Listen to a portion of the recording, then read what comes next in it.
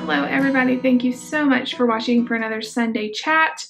My name is Jess and I love doing these videos for you guys where we can sit down on Sunday mornings and chat together and talk about things, and it really means a lot to me. Normally I have a better setup than this. Like I have my camera on a tripod and I have a little bit of makeup on and it's more fancy, but we're just getting like completely real today. And when I'm talking about real stuff, I like to hold the camera. It's like a security blanket.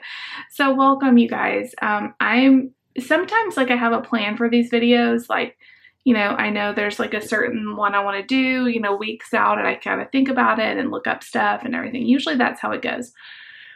Sometimes material just kind of comes along on its own, and then I feel like God's like, okay, that's what you need to talk about. So that's what I'm going to talk about. And those ones always make me nervous because those usually involve like a personal vulnerability. And I'm going to turn this light on. So sorry, guys, I feel like it's a little dark in here. Maybe that helped. So we're going to do a little bit of story time and then we're going to get into it. So this past week, it's been just a couple of days ago, I had to take Nate to get a COVID test. If you watched my last like vlog, I talked about it. My 9-year-old has autism and he has come so far with so many things. Like honestly, the things he's doing now is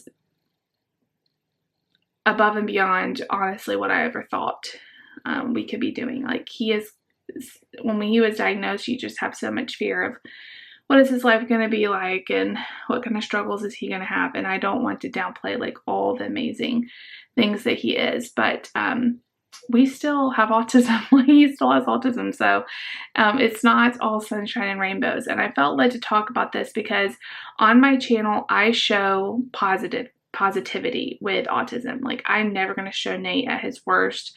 I don't agree with that. Nate is amazing, but nobody deserves to be filmed at their worst. I don't want to be filmed at my worst, you know, like I choose what I put on here of me, and the same thing with Nate.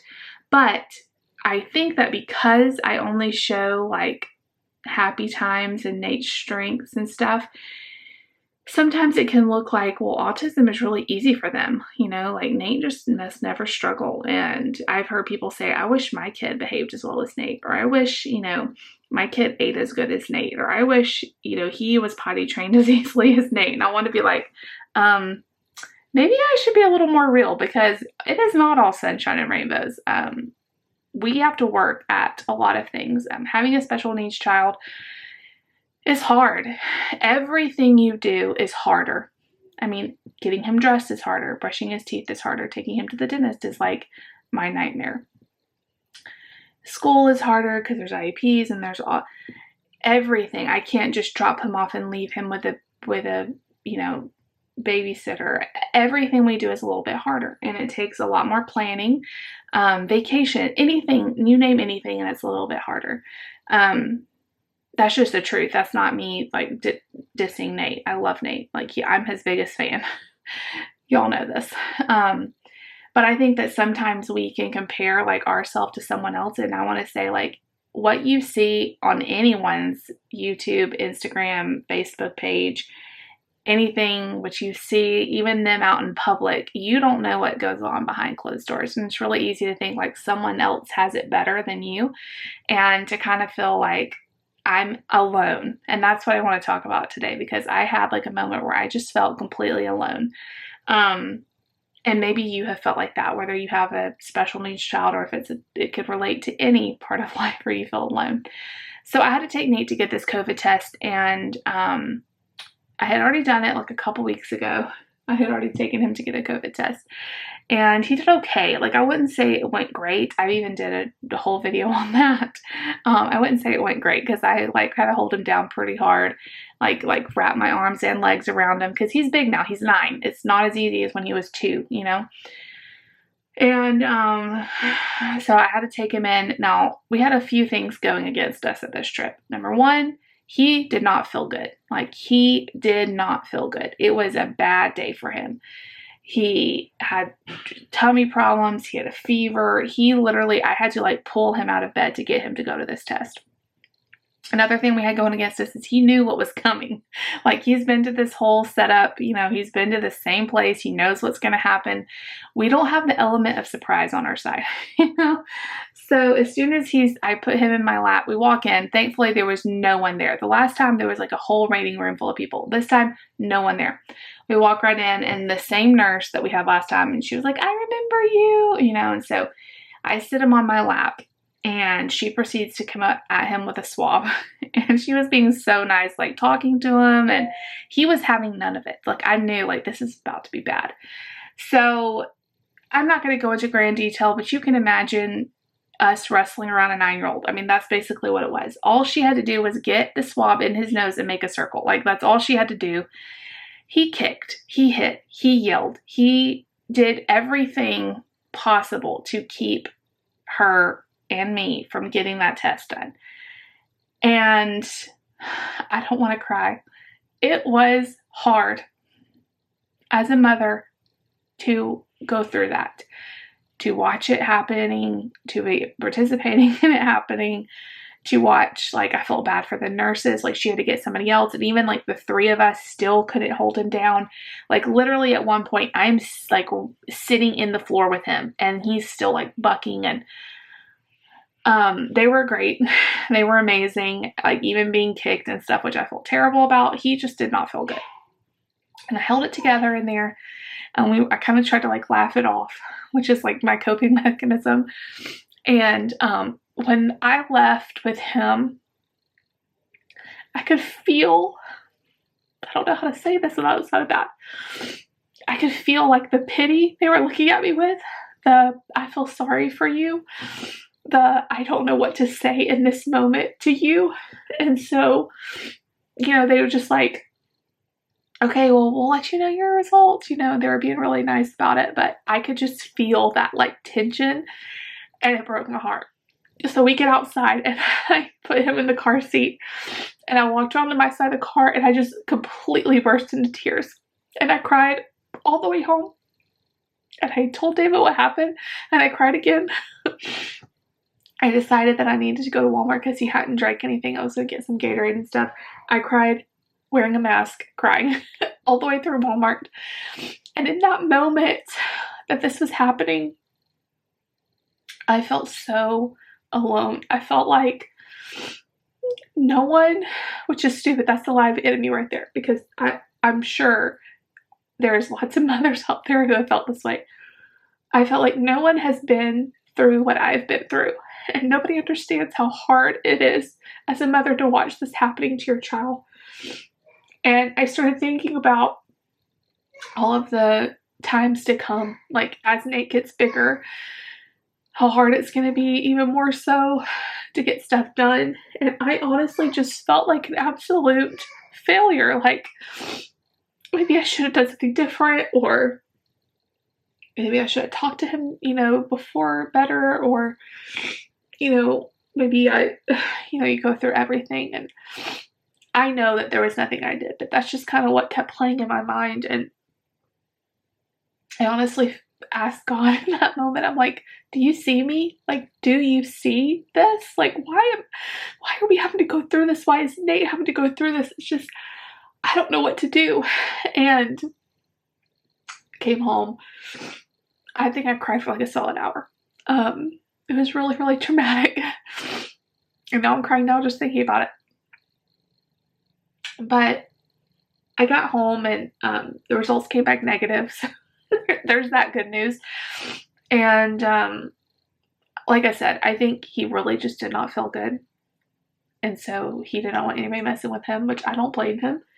I do think he knew it was coming, and it was just a really bad day. Like, it's hard. It's so hard to anticipate and know what to do. And I'm like, so many people tell me, I don't want to cry through this. So many people tell me, like, you're such a good mom with Nate. Like, I don't know how you do it, or you're so patient with him, or, you know, you always seem to know what to do, and, you know, you're amazing with him. And I really appreciate that. But I don't feel like I don't feel like I have anything special. Like I'm just a mom who's had to learn how to figure it out. Like I don't have like a superhero status on how to deal with an autistic child. Like I just do what I have to do because he's my child and I love him. Okay, I'm gonna stop crying now. So anyway, later on in the day, I was really reminded of I think this is my favorite Bible verse. It's not a fancy one. It's not one that you hear people put on like shirts and stuff. Usually it's not, but it's always been one of my favorites. And it's from Genesis, and it was when Hagar and Ishmael was, pretty much abandoned and led into the wilderness to die. I mean, like, because of Sarah and Abraham and all that whole saga, which I've always kind of felt that whole situation was so messy. Like, oh my gosh, can you even imagine? If you don't know what I'm talking about, you need to go read the story of Abraham and Sarah and Hagar. But in the desert, God saved her basically and provided for her and Ishmael. And this verse just always has spoken to me, and it's Genesis 13. No, I always say it wrong. Genesis 16:13. And it says, "She gave this name to the Lord who spoke to her. You are the God who sees me. For she said, I have now seen the one who sees me." And I think it's El Roy is the God who sees me.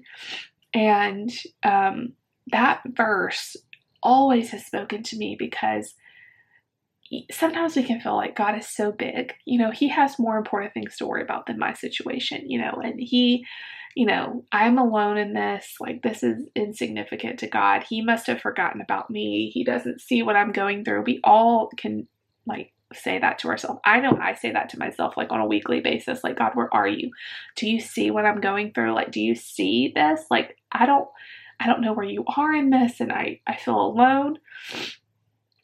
But that is a lie, because God is the God who sees you no matter what situation you're going through, no matter if it's a financial situation, a relationship situation, a situation in your marriage with your kids, anything like that, anything, like literally anything.